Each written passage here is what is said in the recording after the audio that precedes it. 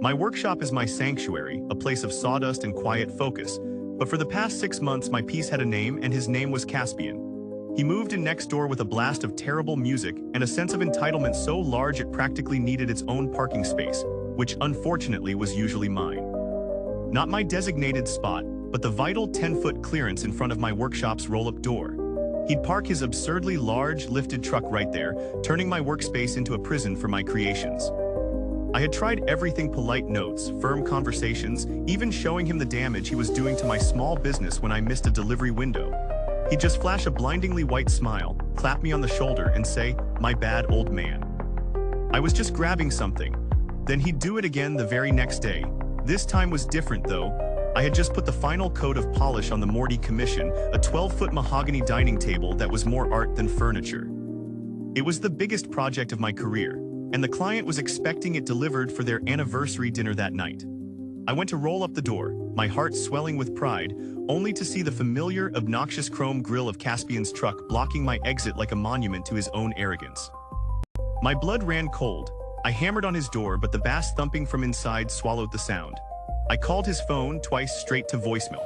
I could see him through his living room window, peacocking in front of a mirror, adjusting his collar and slicking back his hair. He was getting ready for a big night out, completely oblivious to the professional crisis he had created for me just a few feet away. That's when the polite, reasonable part of my brain finally packed its bags and left. I realized he wasn't just forgetting, he simply did not care. My livelihood meant less to him than his convenience, so I made a different kind of call. Not to the city tow line, but to a guy I knew named Gus who ran a heavy-duty vehicle recovery service, the kind they call for overturned semi-trucks and difficult repossessions. I explained the situation, the repeat offenses, and the time-sensitive nature of my work. Gus just chuckled and said, "I'll send my biggest boy." Less than 30 minutes later, a tow rig that looked like it could lift a tank rumbled down our quiet street, its amber lights flashing, its diesel engine growling. It was impossible to ignore. As the operator, a giant of a man, began hooking thick chains to Caspian's precious truck, Caspian himself finally burst out of his front door. On his arm was a stunningly elegant woman, the kind you see in magazines. He was mid-laugh, telling some story, when he saw the mechanical beast preparing to haul his truck into the air. The color drained from his face. "Hey, what in the world do you think you're doing?" he shouted, stomping onto the lawn. The tow operator didn't even flinch, he just hooked a thumb in my direction. I was standing calmly by my open workshop door, phone in hand. Caspian's eyes locked on mine, filled with a rage I hadn't seen before. "You called them," he seethed. I just nodded. "I have a delivery to make, Caspian, a very important one." "You were in the way." His date's eyes flickered from Caspian's furious face to the massive truck being hoisted into the air, and then to the magnificent, gleaming table visible just inside my workshop. She tilted her head. "Wait," she said to him, her voice quiet but clear. "You parked in front of his workshop. He couldn't get that table out because of you." Caspian started sputtering, trying to wave it off as a simple mistake, a misunderstanding. But the woman wasn't looking at him anymore. She was looking at the table. She took a step back from him, her expression shifting from confusion to a sort of quiet disgust.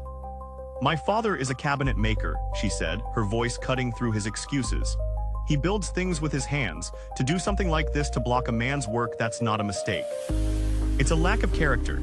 She turned and walked away down the sidewalk without a single look back, her heels clicking softly in the sudden silence. Caspian stood frozen, utterly humiliated, as his pride and joy was hauled away down the street. I never saw his truck in front of my door again. In fact, he started parking 2 blocks away. The best part came a week later. I got the bill from Gus's company, and it was astronomical. But stapled to the invoice was a handwritten note. It said, "Leo, consider this one on the house." The look on that kid's face was worth every penny. "By the way, my wife saw the table on your website. We're in the market for a new library. Give me a call." And just like that, the worst neighbor I ever had ended up landing me the biggest job of my life.